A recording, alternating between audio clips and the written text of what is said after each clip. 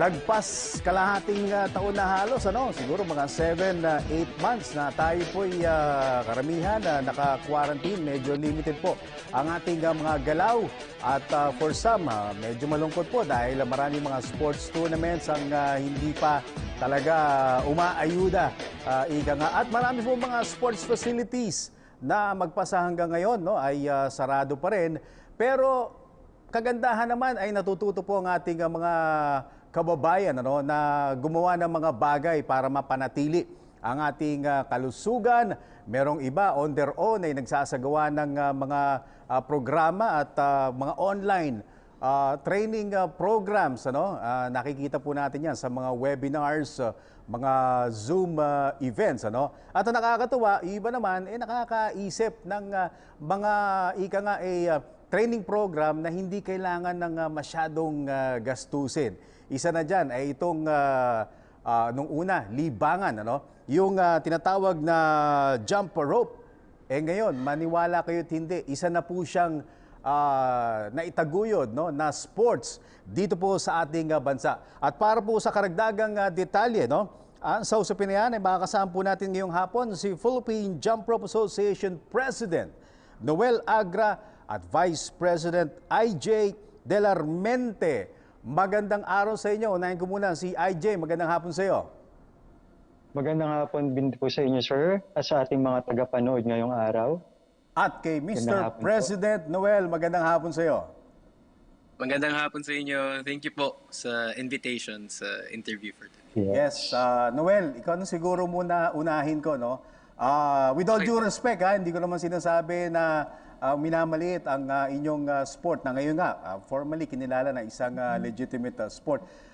Pero nung una, while trying to make your move, na maging isang regular sport, itong jump rope, ano yung mga nakikita ninyong pros and cons na pinaghandaan ninyo para finally and eventually makuha ninyo yung inaasam ninyong recognition? One of the good things po na nangyari during this quarantine or this COVID period po is that we were able to develop the federation po for jump rope. And we recently got approved po for our membership with an international federation po in the States. We're linked with the International Jump Rope Union po, and we're very lucky na we get to share what we love po with jump rope through everyone as a lifestyle and as a sport po. So, yung mga pros po about that is that, yun nga, everyone's discovering how convenient, affordable, and syempre po, di ba, self-taught po yung jump rope. It's one of the best cardio tools na anyone can use. The cons po, obviously, the biggest one is wala pong physical event or physical meetup po. So hopefully, we'll have that in the near future. Pero for now, we're maximizing po yung opportunities po sa online ngayon. And lalo na it's easier po now with the situation to do online coaching, online events. And yeah, we're very lucky po that the community is growing slowly but surely. Yes. Pero Noel, in trying to formulate whatever you have to do para maging isang established sports, meron ba kayong mga nilapitan tao, hininga ng advice na initially sabi na parang, what? Iyaan nyo na lang na mag-jump rope tayo, pero para gawing sports, baka pagtawanan tayo or something like that. Meron ba kayong ganong na-encounter na reaction, even from well-meaning friends? Yes, until now po, we still have the same struggle. People's perspective po when it comes to jump rope is still just an activity done by kids. Pero po, if we look into what other countries are doing, especially in the States and Europe po, they've already exposed jump rope as a sport. And kami po ni IJ, kami po ng team and board, our goal is to just restructure po yung perspective po ng tao pagdating sa jump rope na pwede nga po siyang sport. And by partnering up with an international federation po and by asking po for recognition with the Philippine Olympic Committee, we aim to change people's perspective po pagdating sa jump rope. Okay. And lipat naman tayo kay IJ, IJ, Ano ba yung Yes, meaning sir. ng IJ mo? May ibig sabihin ba yan? Meron po, sir. Isaiah Jeremiah po ang buo kong pangalan, sir. Kaya Isaiah IJ na lang para mas Jeremiah. maiksi. Ba, Yes, parehong sir. class. Dating ng Biblical. Akala ko yung J jump eh, no? Okay. Actually, marami nagsasabi nun, sir. Oo, bagay na bagay. So IJ, IJ. siguro same Yes, question din kung meron ka may dadagdag, yun ay tanong ko kay Noel. Ano, perhaps going into that POC thing, ano, nung una kayong lumapit with the Philippine Olympic Committee, ano ba, were they very welcome about the idea of having you guys as a regular member ng POC, or meron ding mga, kumbaga kahit na questions or konting query about yung pagiging established ninyo? I think siguro naman, sir, sa lahat ng mga sports na nagsa-start ngayon, meron talagang mga queries about sports na nagsisimula. But I think the association, the PGRA is really doing our best po talaga to meet the requirements po na hinihingi po ng Olympic Committee. Napaka-active po ng jump rope community ngayon with the help also with different jumpers around the world na they're very generous when it comes to giving tips, tutorials, and with the full support of the International Jump Rope Union, I believe na talagang makakasama po ang jump rope bilang sport sa Pilipinas. Okay. And well, in fact, sports na po talaga kami ngayon. Ayun Yes po. po. Well, it's a physical activity, you know, and it involves numbers. So pwede mo talagang may consider siya as basically a sport, right, Noel? Yes po. Yeah, riding on to what IJ mentioned po, it is actually a sport lang po. And if you think about it, jump rope has been there for a long time na po. And we're happy to be able to be the bridge when it comes to exposing jump rope po as a sport. Pero yun nga po, maraming ang alam po sa jump rope is either warm-up tool po siya, kunyari sa boxing, Tama, or oo. kunyari panalo, di ba po? So, yun lang po. We're aiming towards refining the perspective po with jump rope. Well, among Filipinos, Noel, ano, I think yung jump rope, most common siya na nakikita sa boxing, right? Yes po. Yes po. Oo. So, yung ba, you think it will help your sport na kahit papaano makagain ng well-deserved respect, or baka sabihin, di ba, na jump rope, parang yun nga part lang, a small part of a boxer's training activity. Yes po. Jump rope po, it's parang, so jump rope has many roles to fill. So either po, pwede nga po siya pang warm up, or pang main cardio, or pang main workout, or pang sport po.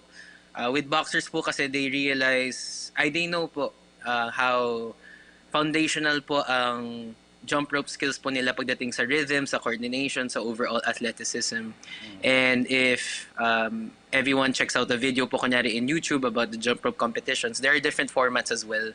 So parang may team event, may double dutch, may single event po. So marami po siyang categories na pwede po i-explore. Okay. So, right now, Noel, IJ, siguro si Noel muna uli, ano? Gano'n nakatagal? Nabanggit mo kasi, most likely, most of our kababayans would think that it's something new, no? In terms of an unorganized sports, ano?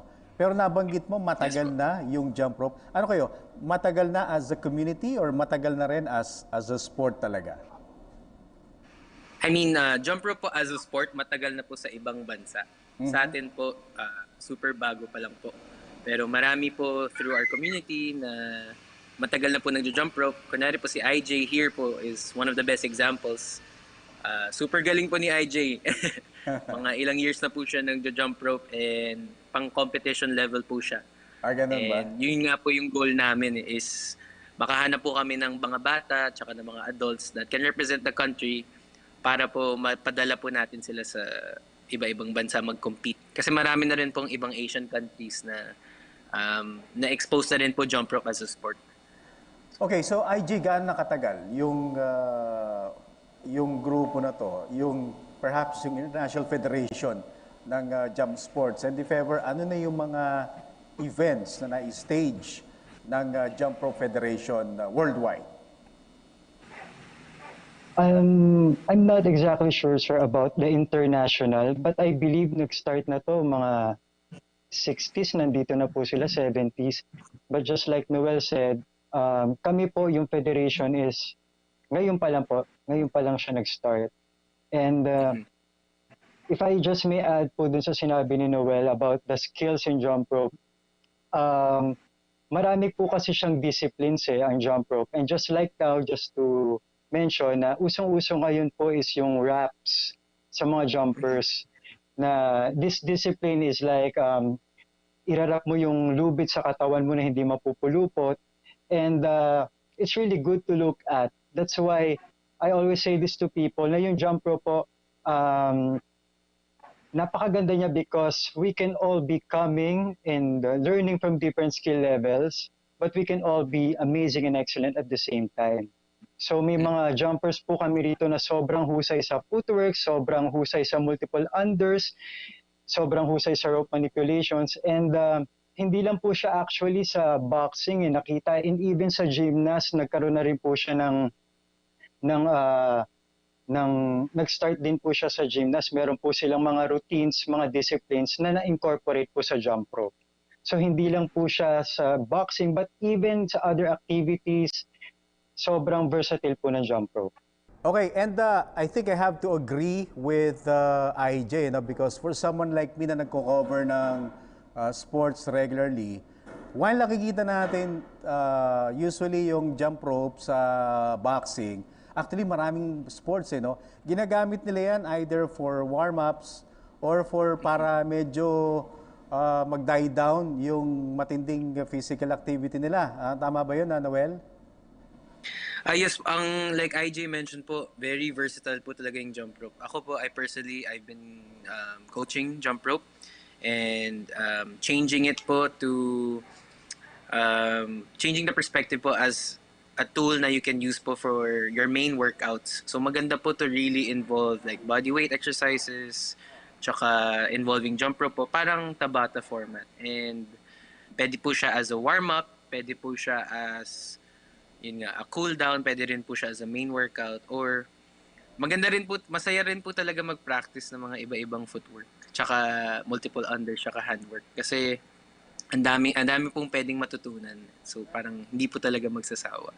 Oh, okay.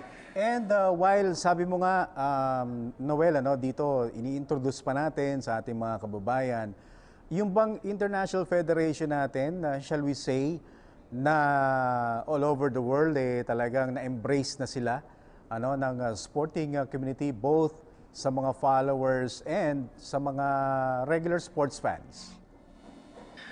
Actually, I had a recent podcast po with a jump rope athlete / coach po in the States, and he mentioned po to me na even though jump rope was sport matagal na po, growing up nahirapan rin po siya, I guess, to convince other people na jump rope is a sport. Kala nga, marami pong misconceptions with it. So, yung struggles po namin will be the same po as any other international federation po when it comes to jump rope. But, yun nga po, for us, it doesn't mean we stop. It means na we have something to work towards po. It's a big mission po, and we're lucky. And obviously, it takes a community to establish jump rope po as a sport, and we're very happy to see na lumalaki po talaga yung community now, and very positive po actually yung attitude na they're bringing in with this community po. Parang if one does well, we all support it po. Parang gano'n. It's really overwhelming. Nakakataba po sa puso. IJ, siguro to help yung ating mga kababayan understand and accept and embrace itong sport na to, ano yung pinaka-basic, yung main category ng jump rope? Kasi kanina nabanggit mo, you mentioned several other types of kumbaga plays. Yung sa atin ba, yung sa jump rope, ano yung siguro para madaling maintindihan, ano yung isang main category na ma-explain natin sa ating mga kababayan? Pinaka fundamental po talaga ng jump rope is yung footworks po. So doon talaga lahat nagsa-start. So pag inikot mo yung rope, kailangan makapag-jump ka nang hindi ka sumasabit. And then eventually, kapag ka na-master na po yun, pwede na po mag-move sa iba't ibang klaseng disciplines like swings or crosses, yung mga X na tinatawag natin, yung mga bata tayo. And then, just like what I've said kanina, yung mga rope manipulations, but ang pinaka-foundational po talaga sa jump rope ay yung footworks natin.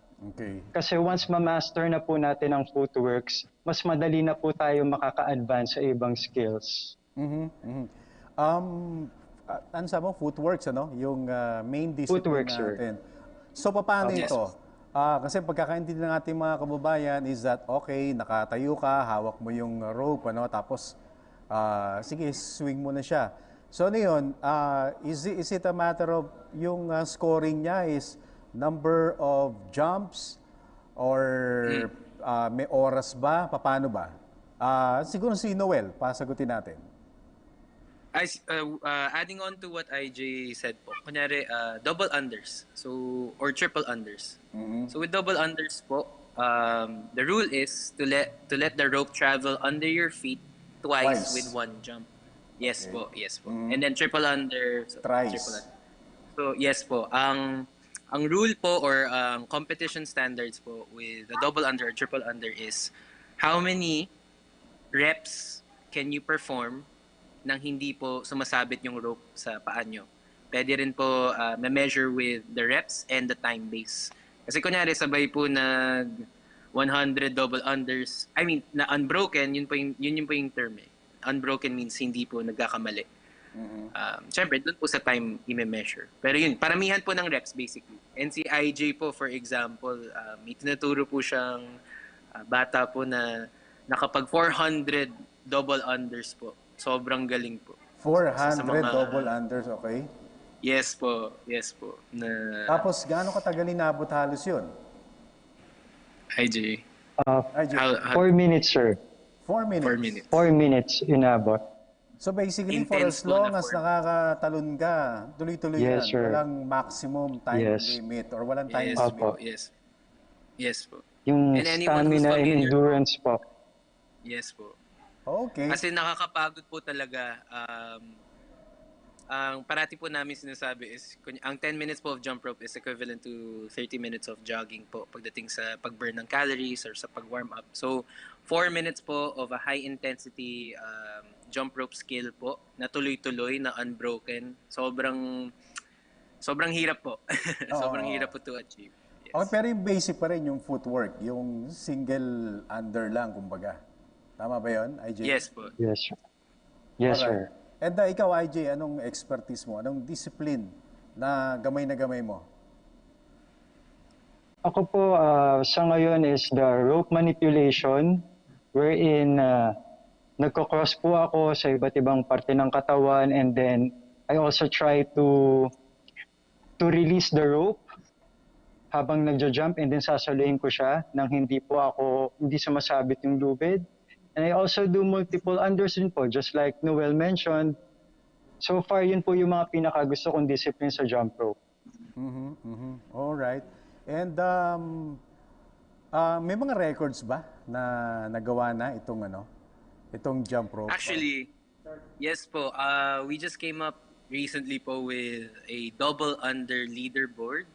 So we gave enough time po for people to train for siguro po like about a month or a few weeks. Para po magpo-post po kami soon yung top 10 male and female na pinakamaraming unbroken double unders po.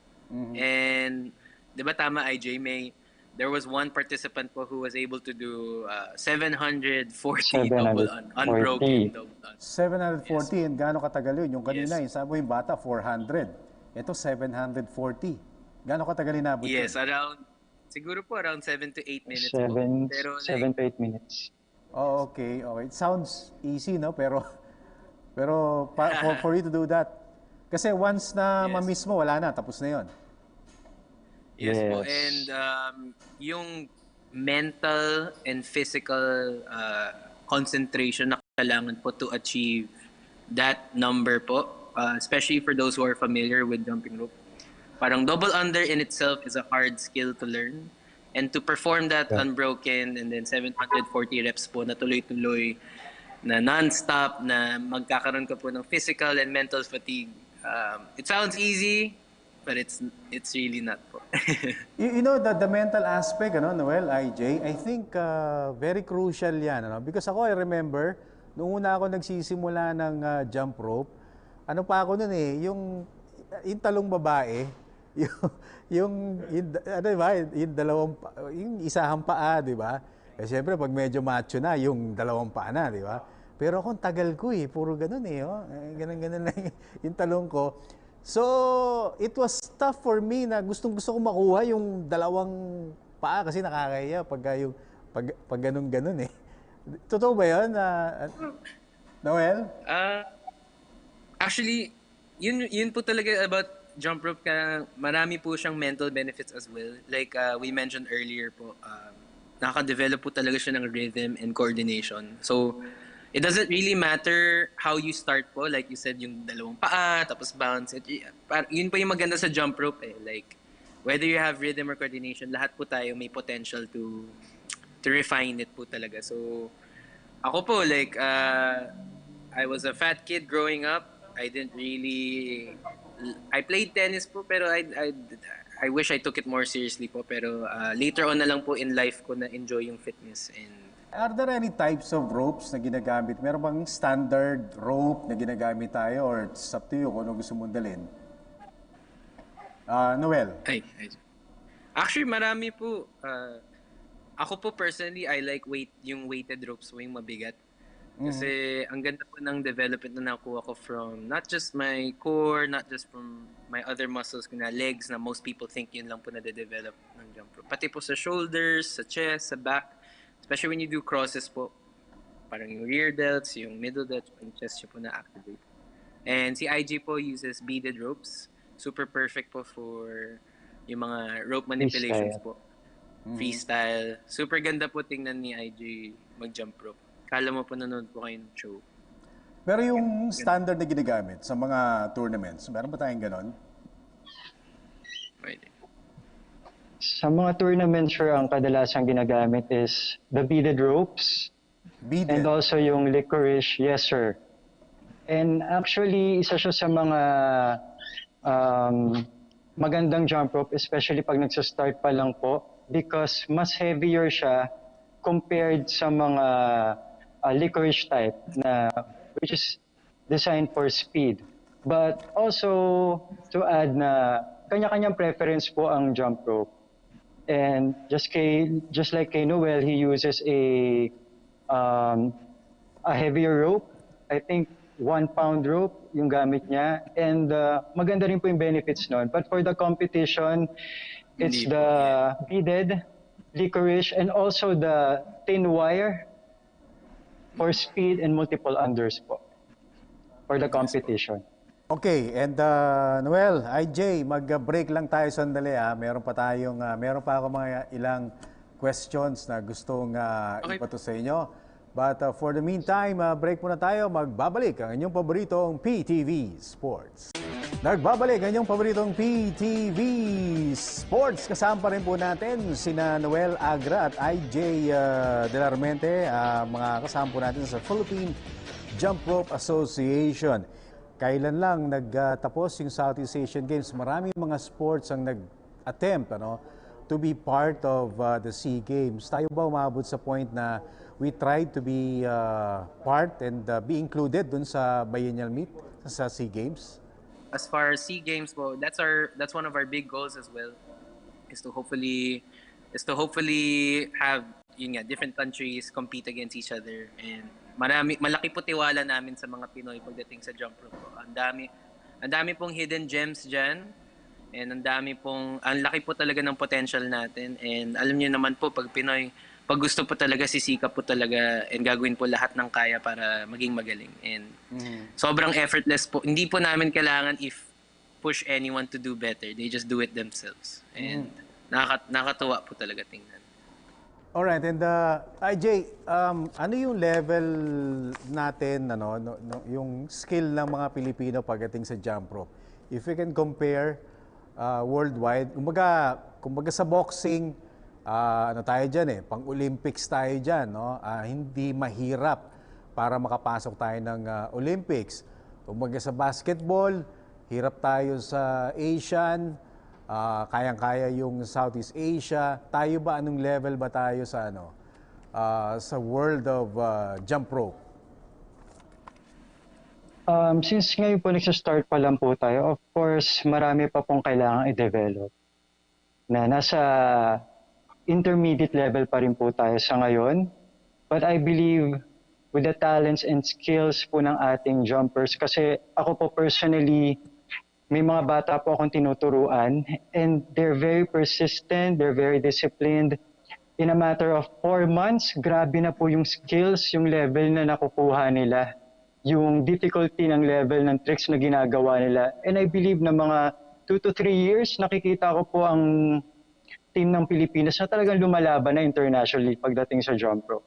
Yun nga, that's why we have our online events, that's why we have our leaderboards po, para we can filter out those potential athletes na we love to develop po sa pagdating sa pag-represent ng country. Anong continent or anong region or probably country na masasabi natin na talagang matitindi if you talk of jump sport, the jump rope rather? US po, tsaka US. Russia. Russia. Or IG. Okay. All right. And dito sa Asia, IJ, yeah. China po and also Korea. Kung titignan po kasi natin yung iba't ibang jump rope styles nila, iba-iba rin din po yung expertise nila. Ang napansin ko po sa Asian countries, China, Korea, Japan, when it comes to multiple unders, sobrang husay nila. Some of them can do queens, quadruples, na tuloy-tuloy. And sa US naman po, karamihan mga gymnast na rin po yung skills na ino-incorporate nila And sa Europe po, napansin ko mga crosses and rope manipulations, yun yung expertise nila. So iba't ibang countries, iba't ibang continents, talagang iba-iba yung touch nila. Ayun po. I'm trying to imagine mga Europeans, usually mga Europeans, mga malalaking bulas, mga malalaking tao. But is that a disadvantage kung medyo malaki ka? Because jump rope ito, kumbaga from head to foot, talagang dadaanan ng rope, And I could imagine na the taller you are, probably the harder na makakumpleto ka ng ng isang cycle, Tama ba 'yon? Tama ba yung observation ko, IJ? For me, I think hindi naman po magiging sagabal yun sa talagang pagiging mahusay sa jump rope because gaya nga nasabi namin na it's for everyone. Na lahat naman po tayo, we will have na ma-develop talaga yung timing coordination natin. And it's really a discipline na mamamaster natin over time. Siguro lang, makikita ko lang pong maging disadvantage na is kapag nasa team kayo, and ang partner mo ay siguro sobrang tangkad, sobrang baba sa'yo. But really, hindi naman po ganun katindi yung disadvantage niya. Wait, tama ba yun, Noel? Merong team? Ibig sabihin, ano yun? Dalawa kayo? Magkatabi kayo? Double Dutch po, yes. So, yes, sir. Yung tatlo po, dalawa sa dulo po, and then isa sa gitna or a few na nagtumatalon po sa gitna. Alright. So may dalawa po nagko-control ng flow ng rope po. Dalawa pa nagko-control pero one rope lang. Yes. Yes, one 2 ropes very po long. siya. 2 ropes. Ay, 2 ropes. 2 ropes, okay. 2 ropes. Mahaba po. Yes. Okay, so matinding coordination yan. Coordination with your teammates and the ropes themselves, di ba? Yes, So sir. paano yung nagpapalitan yung mga ropes? Yes po. Nag-alternate po yung swings niya, sir. Okay. Yes po. So yun na yung yung toughest, tama ba yun? Meron din po yung parang relay Yung pabilisan po ng single under. Yung parang tumatakbo na po sila, yung nakayuko. Okay. Pwede rin po ganung format So like IJ mentioned, the height doesn't really matter po as long as yung coordination po, they have it, being light would help, of course po, kasi lalo na if pang endurance po, pang matagalan, syempre you want to be as light diba, as possible po. So yeah. Height naman po, not unlike basketball, obviously, height is a big advantage po Yes. towards that sport. Pero with jump rope naman po, Oo. doesn't really matter. Kasi sa Europe, sa US po malalaki po ta usually, pero magaling po sila. So they're proving na it's not really about the height when it comes to jump rope skills. Alright, and mga collegiate tournaments, meron ba kayong gano'n? Collegiate, high school, palarong pambansa, meron ba kayong mga moves? Yes po, we actually recently partnered up with Milo and DepEd po. And we're already working towards introducing jump rope as a sport and as part of physical education po already in one school in Mandaluyong. And yun po yung goal namin is ma-expose po talaga more for kids. Okay. And like IJ mentioned a while ago, ang laki po ng potential ni ibang bata po, 4 months pa lang. Ang galing, pang pro. Honestly, no sugarcoating, pang pro na po talaga yung mga moves po ng mga bata na tinuturuan ni IJ. And we're excited to explore this more. We're still new, pero yun nga, it gives us a clear path on what we want to achieve po, which is to establish po jump rope talaga. When you say pro, IJ, ito yung talagang matitindi, no? Near that yung sinasabi mo na 400 jumps, ano, dun sa batang nakita mo. Tama ba yun? Opo, sir. Actually, ang pinaka mataas na record natin, I think, Noel, is yung nakita natin na 11,000, I think, na double unders. In the world. Yeah, parang In the world 10,000 po.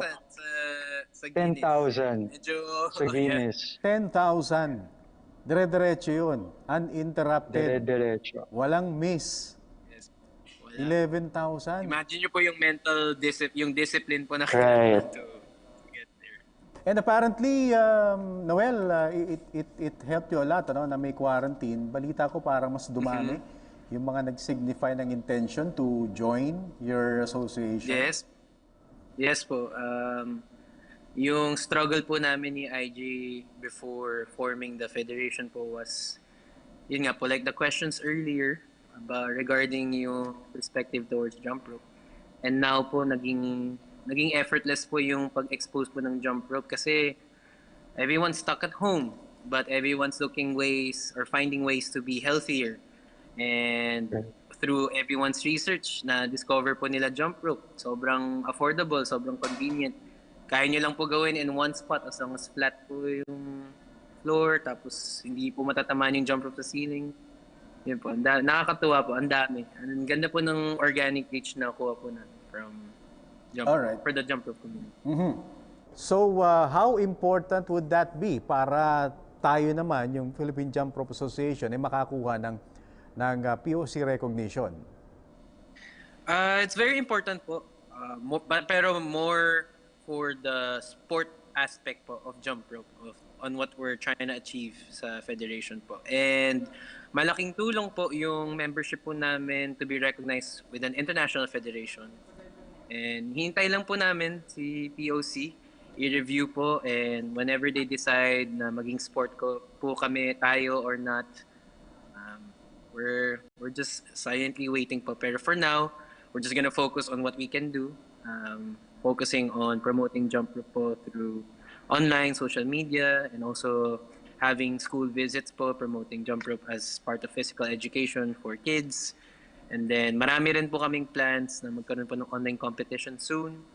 Pero for now, yung mga leaderboards po, if anyone who's interested in joining or learning, feel free to check out Philippine Jump Rope Association po sa social media. Alright, IJ and Noel, maraming salamat sa inyo. But before we end, baka meron kayong mga mensahe. And again, invite yung ating mga kababayan, specifically ang ating mga kabataan na nasubukan itong ngayong kinikilala na isang legitimate sport worldwide, ang jump rope. IJ, ikaw muna. For everyone po na who is looking for a cheap portable and convenient way to be fit and healthy. Um, Jump rope is really a big help po. And even for me po, I started 6 years ago and nakita ko po yung benefits niya. Napakalaking tulong niya, especially right now na hindi tayo po makalabas.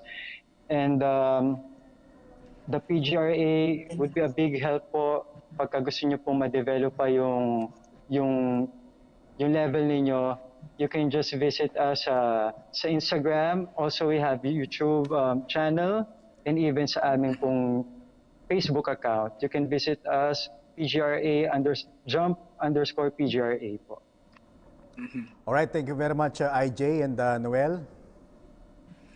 Hey, so like IJ mentioned, for those who are interested in learning more about jump rope or you want to try something new, check out our social media pages, diba?